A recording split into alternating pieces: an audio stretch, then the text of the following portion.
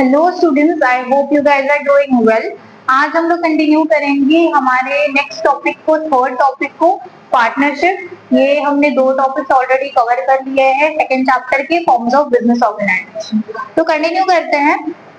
Partnership क्या होता है?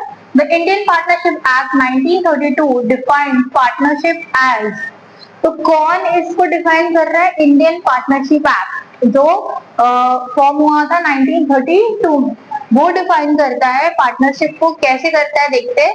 The relation between persons who have agreed to share the profit of the business carried on by all or any one of them acting for all. तो basically वो क्या बता रहे हैं कि ऐसा रिलेशनशिप लोगों के बीच में बिटवीन पर्सन, तो वो लोग 2 हो सकते हैं, 10 हो सकते हैं, 100 हो सकते हैं, 50 हो सकते हैं, कितने भी लोग हो सकते हैं, कि ऐसा रिलेशनशिप लोगों के बीच में जो एग्री करते हैं शेयर करने के लिए सारे प्रॉफिट्स को, लॉसेस भी होंगे तो लॉसेस को भी carried on by all or any one of them. तो ये जो मैनेजमेंट कैरी होता है वो तो सब मिलके कैरी करते हैं, सब मैनेज करते हैं, सारे पार्टनर्स, सारे लोग, या फिर सिर्फ एक उसको मैनेज कर रहा है, एक सब कुछ कर रहा है और बाकी के पार्टनर्स बस मतलब मैनेजमेंट के अंदर इन्वॉल्व है पर कुछ कर नहीं रहे। वो भी टाइप्स ऑफ पार्टनरशिप में आता है, हम देखेंगे आगे कि क्या क्या टाइप के पार्टनर्स होते हैं। तो मतलब इतना समझ लो कि पार्टनरशिप है क्या। तो पार्टनरशिप क्या है? रिलेशनशिप है लोगों के बीच में जो एग्री करते हैं, एग्रीमेंट बनाते हैं कि वो लोग सारे प्रॉफिट्स और सारे लॉसेस को शेयर करेंगे, ठीक है। और ये जो मैनेजमेंट है वो कैरी होता है किसी एक इंसान से, या फिर सारे मिलके इसको मैनेज करते हैं, सारे मिलके इस बिजनेस को ऑपरेट करते हैं। ये आपको समझ में आ रहा है? ठीक है। तो अब देखते हैं इसके फीचर्स के बारे में कि पार्टनरशिप में क्या क्या होता है, क्या क्या इंपॉर्टेंट है, ठीक है। तो फर्स्ट है फॉर्मेशन। फॉर्मेशन कैसे होता है पार्टनरशिप का? It is governed by Indian partnership act 1932। हमने ये देखा कि ये फॉर्म भी मतलब डेफिनेशन भी इंडियन पार्टनरशिप एक्ट ने दिया हुआ था, और इसका जो फॉर्मेशन है वो भी इंडियन पार्टनरशिप एक्ट के वजह से ही हुआ है, जो हुआ है 1932 में, ठीक है। It comes into existence through a legal agreement wherein the terms and conditions governing the relationship among the partners, sharing of profit and losses and the members of conducting the business are specified। तो इसमें formation में क्या है कि it comes into existence। तो ये start कैसे होता है? Through a legal agreement. तो वो जो भी पार्टनर्स होंगे, 2 पार्टनर्स होंगे, 10 पार्टनर्स होंगे, उनके बीच में एक लीगल एग्रीमेंट बनेगा, एक प्रॉपरली रिटर्न एग्रीमेंट बनेगा। ओरल एग्रीमेंट भी होता है लेकिन उसका इतना कोई वैल्यू नहीं है। एज सच रिटर्न एग्रीमेंट होता है कि रिटर्न एग्रीमेंट बनेगा wherein उसमें क्या लिखा जाएगा? The terms and conditions governing the relationship। उसके अंदर सारे टर्म्स कंडीशन, सारे रूल्स, सारे प्रिंसिपल, सारे पॉलिसी जो फॉलो करने हैं हमारे इस बिजनेस में, वो सब कुछ लिखे हुए होंगे, ठीक है। Among the partners sharing of profit and losses. तो वो कौन से पार्टनर होंगे? जैसे हमने ऊपर देखा कि ये पार्टनर्स ऐसे होते हैं जिनको सारे प्रॉफिट्स भी शेयर करने हैं, सारे लॉसेस भी शेयर करते हैं। अभी कौन कितना प्रॉफिट लेगा, कौन कितना लॉसेस लेगा, वो हम आगे देखेंगे। वो रेशो के ऊपर डिपेंड होता है कि उसने कितना इन्वेस्ट किया है, उसका कितना रेशो है, और उस हिसाब से उसको प्रॉफिट मिलता है या उस हिसाब से उसको लॉस को बियर करना पड़ता है, ठीक है। And the manner of conducting the business are specified. तो कैसे टाइप का बिजनेस हम करेंगे, क्या बिजनेस करेंगे, ये सब कुछ उसमें स्पेसिफाई होता है उस एग्रीमेंट।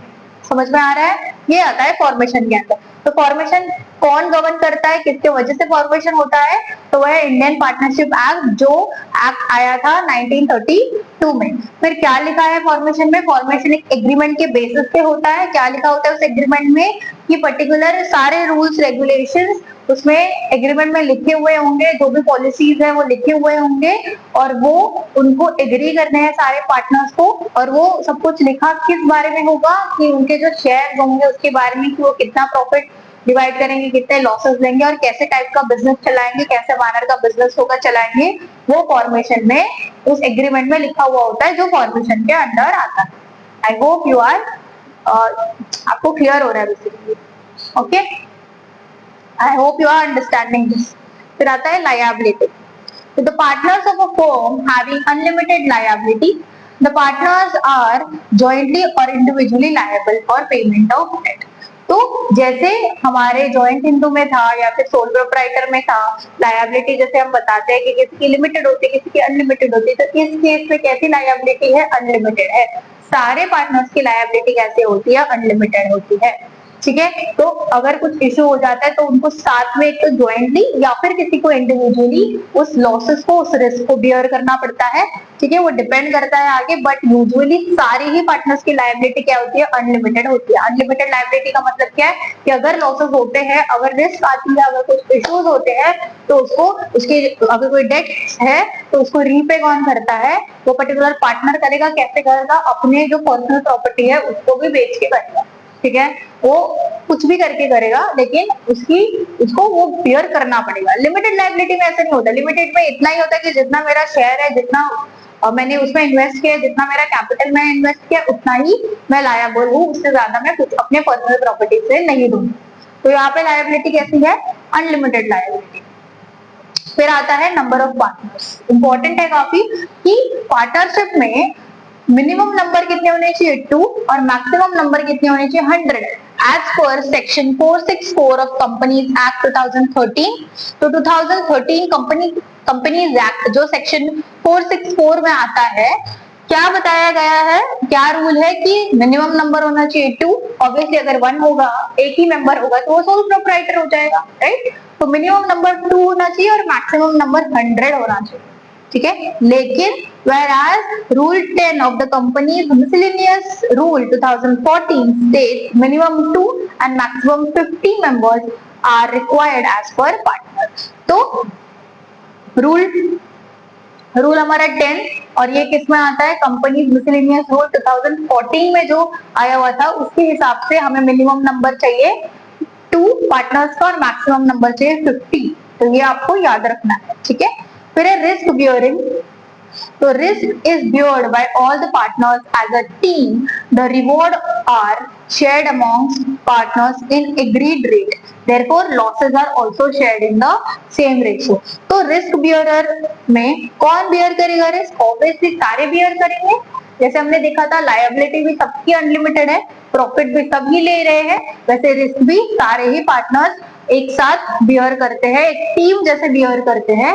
और अगर कुछ रिवॉर्ड आता है तो वो भी वो लोग साथ में ही उसको रिसीव करते हैं, साथ में उसको एंजॉय करते हैं। अगर कोई लॉसेस आते हैं तो वो भी वो सारे मिलके ही उसको एंजॉय करते हैं। ठीक है, अभी वो डिपेंड करता है कि किसका कितना रेशो है। फॉर एग्जाम्पल, आप और मैं पार्टनर है एक बिजनेस में, आपका रेशो 51% का है, मेरा 49% का है, तो आपको 51% मिलेगा पर्टिकुलर रिवॉर्ड जो आएगा, मतलब थोड़ा सा ज्यादा मिलेगा मुझसे, वेराज मुझे थोड़ा सा कम मिलेगा। कोई रिवॉर्ड आएगा तो वेराज मतलब कोई प्रॉफिट होगा तो, वेराज अगर कुछ लॉस होता है हमारे बिजनेस में तो आप 51% ओनर हो बिजनेस के, तो आपको थोड़ा सा ज्यादा लॉस बियर करना पड़ेगा। वेराज मैं 49% की ओनर हूँ तो मुझे थोड़ा कम लॉस बियर करना पड़ेगा।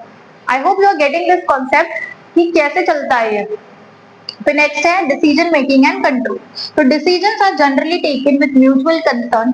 दे themselves share the responsibility of decision making and control of their day to day operations.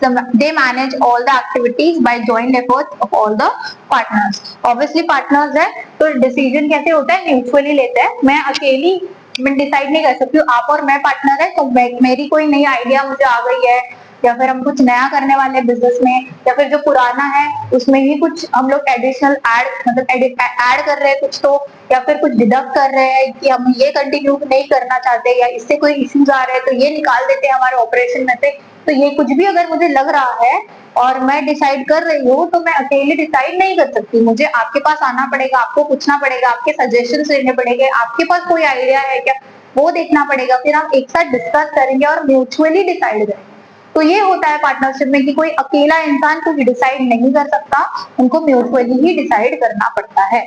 ठीक है, तो वही लिखा है इसमें। और कोई भी बिजनेस एक्टिविटी होती है तो उसके लिए वो ज्वाइंट एफर्ट्स लेते हैं। सारे जो लोग होते हैं वो इक्वली एफर्ट्स लेते हैं, वो लोग ऑलरेडी डिवाइड कर लेते हैं। जैसे हम दोनों अगर पार्टनर है, आप और मैं पार्टनर है कोई बिजनेस में, तो मैं अगर फाइनेंस में अच्छी हूँ और अगर आप ऑपरेशन में अच्छे हो तो आप सारे ऑपरेशन की चीजें देखोगे, मैन्युफैक्चर कैसे हो रहा है, फिर ये ऑपरेट कैसे करना है, फिर जो भी उसके अंदर चीजें आ रही है वो सब कुछ आप देखोगे।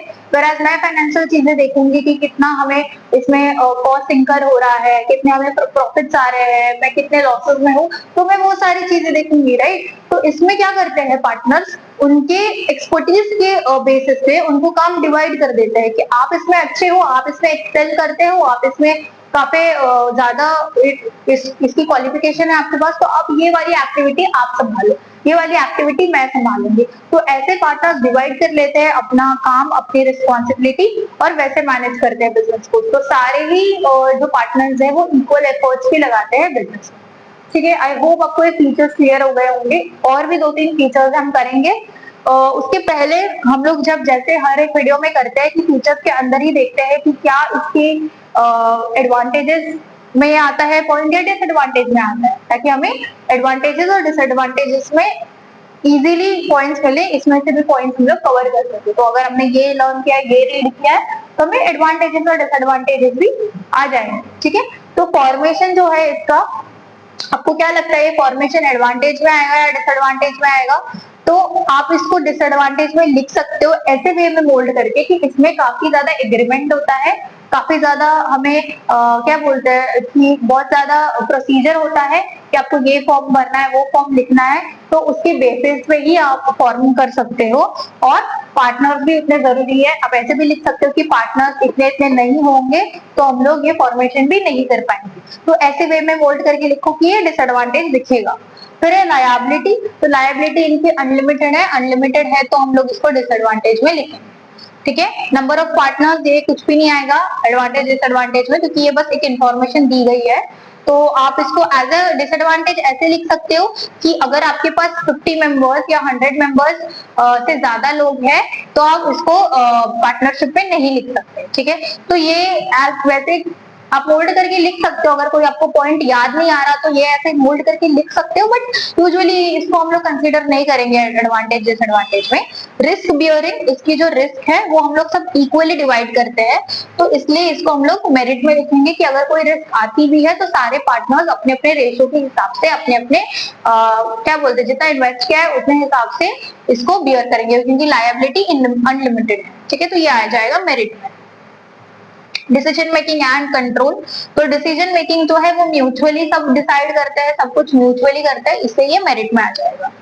ठीक है, क्योंकि सब इक्वली, तो डिसीजन मेकिंग में ऐसा कुछ इशू नहीं आएगा। हाँ, अगर डिसीजन मेकिंग इसके वजह से क्या हो जाता है, थोड़ा लेट हो जाता है, क्विक डिसीजन मेकिंग नहीं हो पाता, तो आप वैसा एक आंसर मोल्ड करके, सेंटेंस मोल्ड करके उसको डिसएडवांटेज में भी लिख सकते हो कि क्विक डिसीजन मेकिंग नहीं है यहाँ पे। क्यों नहीं है? क्योंकि पार्टनर ज्यादा इन्वॉल्व है, तो सबको पूछना पड़ता है, सबके सजेशन लेने पड़ते हैं। सबके सजेशन लेते रहोगे तो क्या होगा, डिसीजन जो है वो हैम्पर होगा, मतलब क्विक डिसीजन नहीं आएगा, टाइम लगेगा उसको, तो वो डिसएडवांटेज में लिख सकते हैं। बट वेयर एज डिसीजन हम इक्वली डिवाइड कर रहे हैं, सबके म्यूचुअल कंसर्न से हो रहा है, तो क्या होता है सबके अलग अलग आइडियाज भी इसमें इंडल्ज हो जाते हैं। तो ज्यादा आइडियाज, जितने आइडियाज आएंगे उतना बेनिफिशियल है। ठीक है, हमारे बिजनेस के लिए कि अलग अलग जो माइंडसेट से लोग आते हैं वो अपने अपने आइडियाज देते हैं, तो उसकी वजह से हम कुछ अलग कर पाते हैं बिजनेस में, हम अलग अलग चीजें को एक्सप्लोर कर पाते हैं, क्योंकि ज्यादा लोग ज्यादा चीजें हमारे टेबल पे लाकर रखते हैं, समझ रहे हो? तो उस हिसाब से आप इसको मेरिट में भी लिख सकते हैं। तो आप कैसे कॉन्सेप्ट को समझते हो उसके ऊपर सब कुछ डिपेंड करता है कि आप कहाँ पे कितना इफेक्टिव लिख पाओ। ठीक है, इसलिए मैंने स्टार्टिंग में ही बोला था कि जो भी आप लिखते हो सब कुछ कॉन्सेप्चुअल बेस्ड होना चाहिए, तभी आप खुद से भी अच्छा लिख सकते हैं। ठीक है, आई होप आपको ये समझ में आ रहा होगा। कंटिन्यू करते हैं हमारे आगे के फीचर्स के साथ, तब तक आप ये पॉज करके आप ये नोट डाउन कर लो।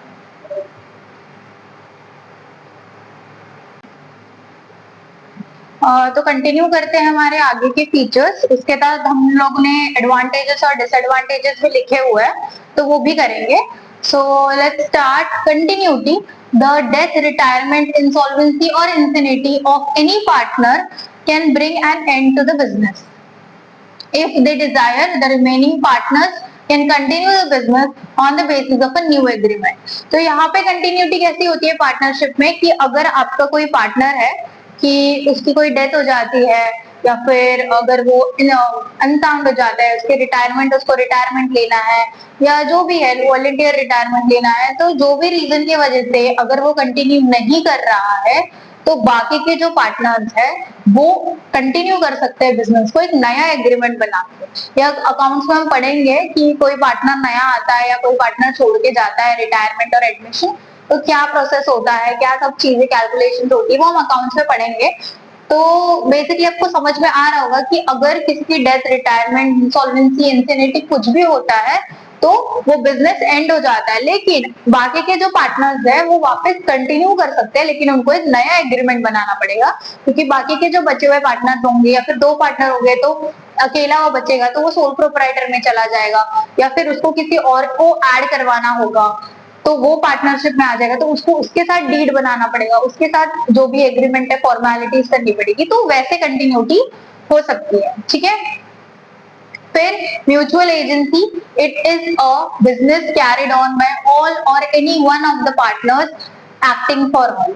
तो यहाँ पे एक म्यूचुअल कंसर्न होता है हमेशा कि कोई भी पार्टनर अगर कोई भी डिसीजन लेता है ऑपरेशन में या कुछ भी काम करता है, पर्टिकुलरली कोई भी टाइप का ऑपरेशन कर रहा है या कुछ भी कर रहा है बिजनेस में, तो दूसरे का सजेशन या दूसरे को जाके पूछता ही है, उन सबका ओपिनियन होना चाहिए, जितने भी पार्टनर्स है उन लोगों को पता होना चाहिए कि क्या हो रहा है बिजनेस में। अगर एक इंसान भी डिसीजन ले रहा है, वही लिखा है कि सारे पार्टनर्स म्यूचुअली एक्ट करते हैं, सारे सब कुछ एक साथ करते हैं, या फिर अगर एक पार्टनर उनके लिए काम कर रहा है तो भी अगर एक पार्टनर बाकी सबके लिए भी काम कर रहा है तो भी बाकी सबको एटलीस्ट पता होना चाहिए कि क्या चल रहा है बिजनेस में।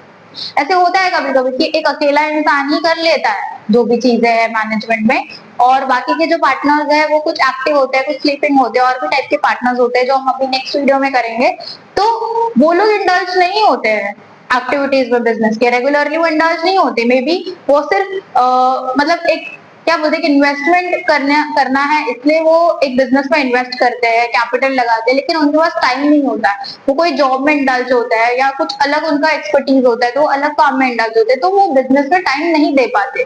तो जो एक्टिव पार्टनर है, जो सब काम कर रहा है बिजनेस में, वो बाकी सबके लिए काम करता है और बाकी सबको इन्फॉर्म करता है कि ये चीजें हमारे बिजनेस में चल रही है।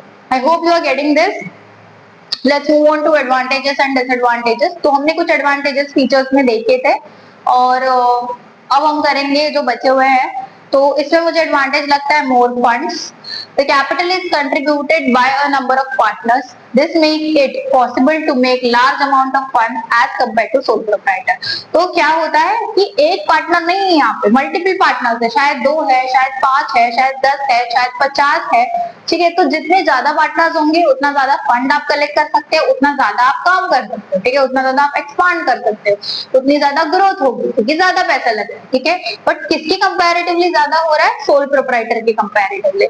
अगर आप कंपेयर करोगे कंपनी से, जो हम आगे करेंगे, जॉइंट स्टॉक कंपनी, या फिर आप कंपेयर करोगे जॉइंट हिंदू फैमिली बिजनेस, तो जॉइंट अनडिवाइडेड फैमिली बिजनेस, तो उसमें आप देखोगे कि वो हिंदू अनडिवाइडेड फैमिली बिजनेस तो बहुत बड़ी भी हो सकती है ना।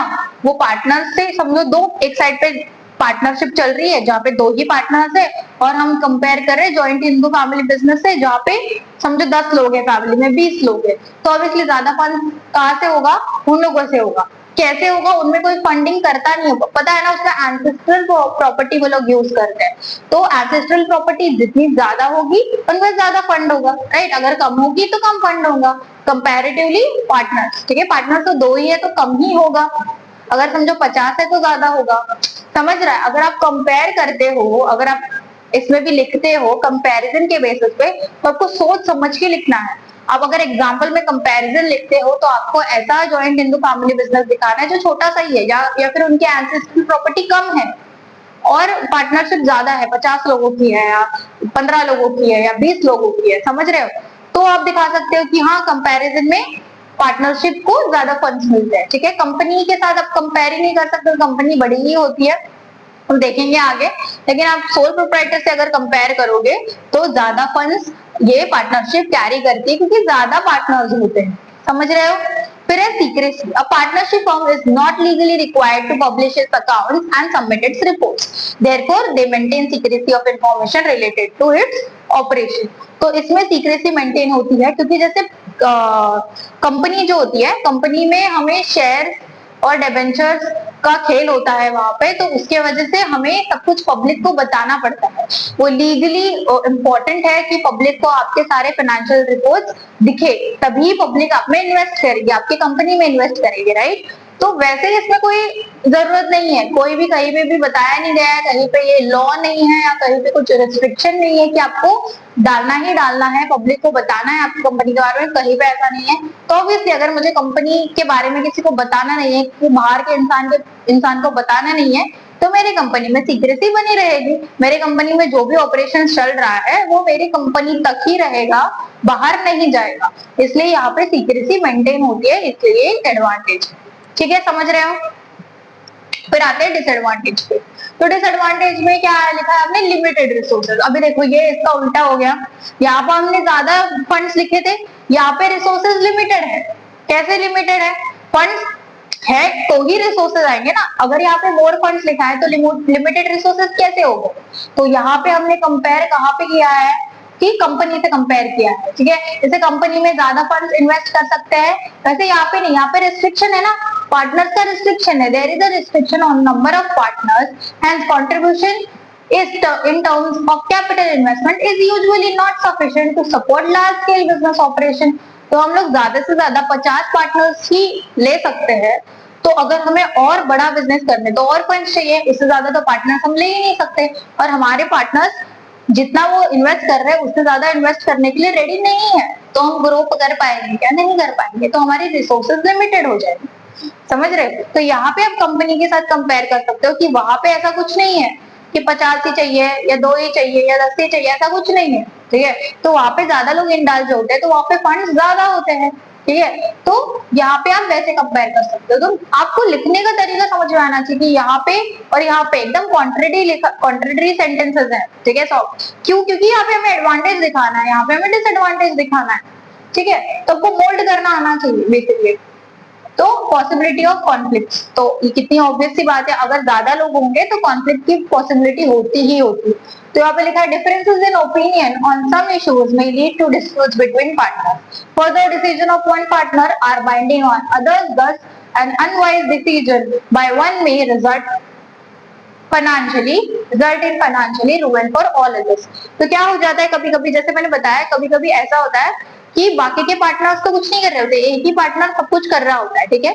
उसके XYZ रीजन की वजह से, मैंने बताया जैसे कि वो कोई और जॉब कर रहा है, किसी और चीज में क्वालिफिकेशन है, कोई और चीज में एक्सपर्टीज है, वो बस यहाँ पे एज अ क्या बोलते हैं इन्वेस्टमेंट, यहाँ पे उसने इन्वेस्ट किया हुआ है हमारी कंपनी में, राइट, एज अ पार्टनर, लेकिन वो कर कुछ नहीं रहा है, ठीक है। तो अभी एक ही एक्टिव पार्टनर है, ठीक है। तो वो एक एक्टिव पार्टनर सारे डिसीजन लेता है, सब कुछ सोचता है, मैं ये करूंगा वो करूंगा, यहाँ पे पैसा लगाऊंगा वहां पे पैसा लगाऊंगा, ये लाएंगे वो बेचेंगे, ये सब कुछ डिसाइड कर लेता है।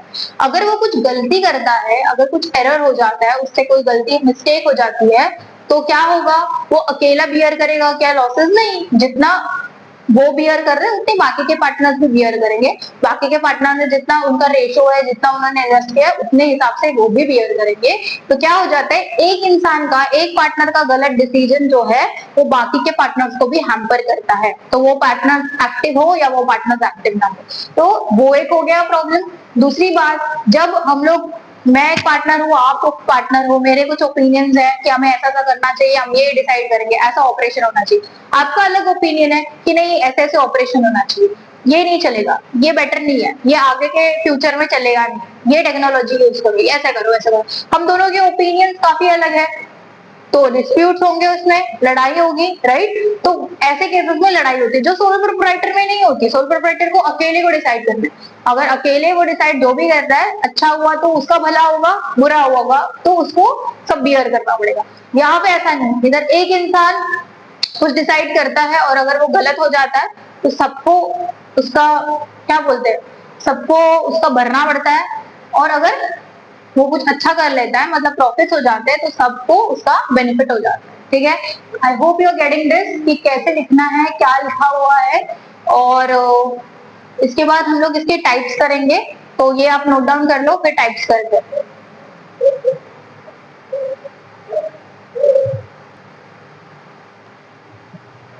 चलो क्लास कंटिन्यू करते हैं टाइप्स ऑफ बिजनेसेस। तो टाइप्स ऑफ बिजनेसेस ये दो पार्ट में डिवाइडेड है, एक तो on the basis of duration और एक on the basis of liability. ठीक है, तो ड्यूरेशन मतलब बेसिकली टाइम ड्यूरेशन, ठीक है, टाइम पीरियड, उसके बेसिस पे डिवाइड किया गया है पार्टनरशिप एट विल और पर्टिकुलर पार्टनरशिप। तो पार्टनरशिप एट विल में क्या लिखा है, the partnership can continue as long as the partners want and is terminated when any partner gives a notice of withdrawal from partnership.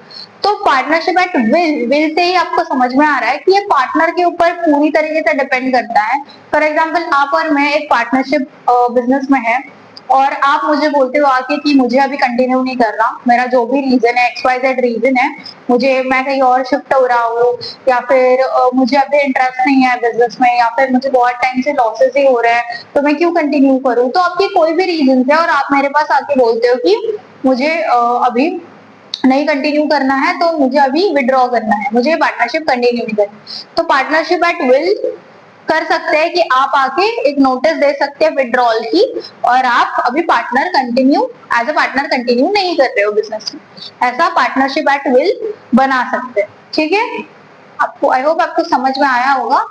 और next है particular partnership.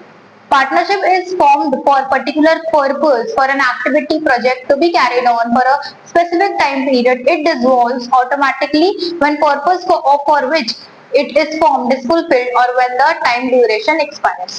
तो ये क्या है, एक पर्टिकुलर प्रोजेक्ट के लिए या पर्टिकुलर एक्टिविटी के लिए हम पार्टनरशिप जब करते हैं तो ये ऐसे होता है। जैसे कि बहुत सारी कंपनीज अभी भी बहुत सारे लोग अभी भी आउटसोर्स करते हैं, ठीक है, चीजों का। आउटसोर्स मतलब क्या कि बाहर की कोई एजेंसी होती है, उससे एक पर्टिकुलर काम कराते हैं, फिर वो काम को जितना भी टाइम लगता है, 2 महीने 3 महीने, उतने टाइम में वो काम कर देती है वो एजेंसी ऑर्गेनाइजेशन, और फिर वो चली जाती है अपना पेमेंट लेके। ठीक है, तो वो भी एक टाइप ऑफ पर्टिकुलर पार्टनरशिप हो गई कि उस टाइम के लिए आप पार्टनरशिप कर रहे हो। हम लोग एग्जांपल लेते हैं सिंपल वाला कि फॉर एग्जांपल मेरा एक बिजनेस है और मुझे बिजनेस में ट्रांसपोर्टेशन की जरूरत पड़ती है। ठीक है, अभी मेरे पास मेरे बिजनेस को डिलीवर करने के लिए, जो भी मैं प्रोडक्ट बनाती हूँ उसको डिलीवर करने के लिए मेरे पास व्हीकल्स नहीं है, ट्रांसपोर्टेशन का कुछ भी अवेलेबिलिटी नहीं है, तो आप रोडवेज से ट्रांसपोर्टेशन कराते हो। आपका एक बिजनेस है जो सिर्फ सर्विस बेस्ड बिजनेस है, आप ट्रांसपोर्टेशन कराते हो। ठीक है, तो रोडवेज से कराते हो, समझो आपके व्हीकल्स है बहुत सारे जो अलग अलग स्टेट्स में जाते हैं, अलग अलग विद इन स्टेट्स भी जाते हैं। ठीक है, तो आप मुझे आके बोलते हो कि हमारा ऐसा ऐसा ट्रांसपोर्टेशन का बिजनेस है, तो आपका जो भी प्रोडक्ट है वो हम डिलीवर कर सकते हैं, हम ट्रांसपोर्ट कर सकते हैं। तो हम क्या करेंगे, एक पर्टिकुलर टाइम तक डील करेंगे। तो मैंने बोला कि मुझे इतना ही, ये सीजन चल रहा है दिवालियों का, तो ये मुझे मिठाइयाँ डिलीवर करनी है ये पर्टिकुलर जगह पे, तो ये दिवाली का ये 1 महीने का ही मैं करने वाली हूँ, 1 महीने का मेरा सीजन है, तो इसी टाइम पे ये सब मिठाइयाँ खरीदते हैं लोग, तो ये इतने टाइम में ये मिठाइयाँ पहुंच जानी चाहिए। ठीक है, तो 1 महीने का हमारा कॉन्ट्रैक्ट है, हमारा प्रोजेक्ट है, तो मैं बोलूंगी मैं जो भी प्रॉफिट आएगा उसका मैं आपको 20% दे दूंगी। ठीक है, जो भी प्रॉफिट आएगा उसका 20% दे दूंगी। तो ठीक है, तो डील, तो जितने सेल्स होंगे उसका 20% मैं आपको दे दूंगी, सेल्स का, सॉरी प्रॉफिट का नहीं, सेल्स का 20% मैं आपको दे रही हूँ। तो ये हमारा एक पर्टिकुलर पार्टनरशिप हो गया कि हम एक पीरियड के लिए, 1 महीने के लिए पार्टनरशिप कर रहे हैं। ठीक है, उसके बाद जैसे ही वो टाइम पीरियड खत्म हो जाता है हमारा पार्टनरशिप ऑटोमेटिकली एक्सपायर हो जाएगा। जैसे टाइम ड्यूरेशन खत्म हो जाता है तो हम लोग आगे कंटिन्यू नहीं करेंगे। ठीक है, बहुत सारे बेसिस में ऐसा हो जाता है, जैसे कंस्ट्रक्शन के बेसिस में ऐसे हो जाता है कि उनको काम दिया जाता है 3 महीने का, समझो 4 महीने का। ठीक है, तो आपको ये ब्रिज कंस्ट्रक्ट करना है 4 महीने के अंदर, लेकिन उन्होंने ये 3 महीने में ही खत्म कर दिया। तो क्या हुआ, उनका जो काम था, उनकी जो एक्टिविटी थी, वो उन्होंने वो पर्टिकुलर टाइम पीरियड से पहले ही खत्म कर दिया। तो वो टाइम पीरियड तक उनका पार्टनरशिप नहीं रहेगी, 4 महीने की पार्टनरशिप नहीं रहेगी, 3 महीने की रहेगी। उनका जो भी जॉब रोल था उन्होंने खत्म कर लिया, उनका जो भी पार्ट ऑफ प्रॉफिट था, जो भी उनकी इनकम होगी वो ले लेंगे और वो चले जाएंगे। तो ये टाइप की पार्टनरशिप होती है कि एक तो आपका जो काम है वो फुलफिल हो जाता है, या फिर एक तो आपका टाइम ड्यूरेशन एक्सपायर हो जाता है, तो उसके बेसिस पे हम लोग उतने ही टाइम तक पार्टनरशिप रखते हैं। ठीक है, आई होप ये ड्यूरेशन के बेसिस पे आपको ये 2 चीजें हैं, ये है बिल के ऊपर कि आपको जब विड्रॉ करना है तब आप विड्रॉ कर सकते हैं आपके मन मर्जी के ऊपर, ये जो है वो एक टाइम पीरियड के लिए होता है, और जो भी टाइम पीरियड डिसाइडेड होता है, जो भी कॉन्ट्रैक्ट में होगा वो, या फिर जो भी जॉब रोल आपका है, जो भी आपको काम दिया हुआ है, वो काम जैसे खत्म हो जाता है वैसे ही ये पार्टनरशिप भी खत्म हो जाती है। हाँ, let's move on to the next one is on the basis of liability. तो लायबिलिटी के बेसिस पे हम देखेंगे, एक तो है general partnership, the liability of partners is unlimited and joint. तो जनरल पार्टनरशिप में लायबिलिटी जो होती है सारे पार्टनर्स की अनलिमिटेड होती है। तो जितने भी पार्टनर, समझो 5 है पार्टनर्स, तो पांचों की लायबिलिटी अनलिमिटेड होगी। समझो 15 है, 50 है, सबकी अनलिमिटेड लायबिलिटी होगी, सबको इक्वली बियर करना पड़ेगा। ठीक है। The partners enjoy the right to participate in management. तो अगर आपको पार्टिसिपेट करना है मैनेजमेंट में तो you are free to participate, कोई भी आपको रोक टोक नहीं करेगा। आपको कोई काम करना है, ऑपरेशंस में इंडल्ज होना है, आपको इंडल्ज होने दिया जाएगा, आपको सब इंफॉर्मेशन प्रोवाइड की जाएगी। Registration of the form is optional. यहाँ पे अगर आपको रजिस्ट्रेशन करना है तो आप कर सकते हो, नहीं करना है तो आप नहीं कर सकते हो, ऑप्शनल है। The existence of form is affected by the death, lunacy, insolvency or retirement of the partner.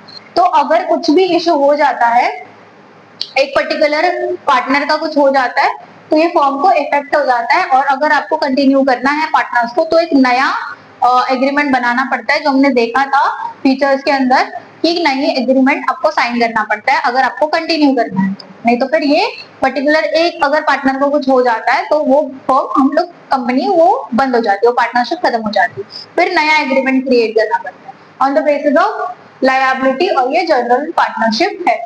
फिर आते हैं लिमिटेड पार्टनरशिप पे। लिमिटेड पार्टनरशिप नाम से समझ में आ रहा है कि इसकी जो लायबिलिटी होगी वो लिमिटेड होगी, लेकिन एक पार्टनर की लायबिलिटी अनलिमिटेड होगी। ठीक है। सारे पार्टनर्स की लायबिलिटी लिमिटेड नहीं होती है, एक पर्टिकुलर पार्टनर की लायबिलिटी अनलिमिटेड होती है। ठीक है। फिर such a partnership does not get terminated with death, lunacy or insolvency of limited partners. तो कुछ भी हो जाए तो उसके वजह से पूरे पार्टनरशिप को इफेक्ट नहीं होता है। ठीक है। अगर एक कोई चला जाता है तो वो चला जाता है, फिर बाकी वो लोग डिवाइड कर लेते हैं, जो भी वो जो चला गया उसका रेशो जो होता है वो आपस में डिवाइड कर लेते हैं। इसमें बंद करने की जरूरत नहीं है या फिर नई एग्रीमेंट बनाने की जरूरत नहीं है। The limited partners do not enjoy the right of management. तो ऑब्वियसली कुछ तो नुकसान होगा। तो यहाँ पे है ऐसा कि आप मैनेजमेंट में इन्वॉल्व नहीं हो सकते। ठीक है। तो जो जिनकी लिमिटेड लायबिलिटी है वो लोग मैनेजमेंट में इन्वॉल्व नहीं हो सकते। जिनकी अनलिमिटेड लायबिलिटी है, और ये एटलीस्ट एटलीस्ट एक की अनलिमिटेड होनी चाहिए, तो 4 लोगों की भी हो सकती है, 10 लोगों की भी अनलिमिटेड हो सकती है। जो अनलिमिटेड लायबिलिटी वाले वो पूरे मैनेजमेंट में इन्वॉल्व हो सकते हैं, वो सब देख सकते हैं, बट जिनकी लिमिटेड लायबिलिटी वो मैनेजमेंट में इन्वॉल्व नहीं हो सकते। ठीक है। फिर the limited registration of such partnership is compulsory. तो जैसे यहाँ पे इसका पूरा उल्टा ही है यहाँ पे, तो ये आपको ज्यादा टेंशन लेने की जरूरत नहीं, आप ये लर्न करोगे तो उसका सब कुछ अपोजिट आपको इसमें लिखना है। ठीक है। यहाँ पे रजिस्ट्रेशन हमें ऑप्शनल है, यहाँ पे कंपल्सरी है। यहाँ पे मैनेजमेंट एंजॉय कर सकते हैं सब लोग, यहाँ पे मैनेजमेंट एंजॉय नहीं कर सकते। कौन? लिमिटेड पार्टनर्स वाले। यहाँ पे सबकी लायबिलिटी जो है वो अनलिमिटेड होती है, जॉइंट होती है। यहाँ पे सिर्फ एक इंसान की, एटलीस्ट एक इंसान की अनलिमिटेड होती है, बाकी सबकी लिमिटेड होती है। ठीक है। आपको समझ में आ गया होगा आई गेस, आई होप सब कुछ समझ में आ गया होगा। इसके बाद आएगा पार्टनरशिप डीड, और उसके बाद इसका रजिस्ट्रेशन कैसे करना है वो देखेंगे। सिंपल है काफी। तो मिलते हैं नेक्स्ट वीडियो में, तब तक चैनल को लाइक करो, सब्सक्राइब करो, आपके सारे फ्रेंड्स के साथ शेयर करो ताकि वो भी नोट्स बना सके, वो भी पढ़ सके, उनके भी कॉन्सेप्ट क्लियर हो सके। और मिलते हैं नेक्स्ट वीडियो में, तब तक के लिए take care and keep study.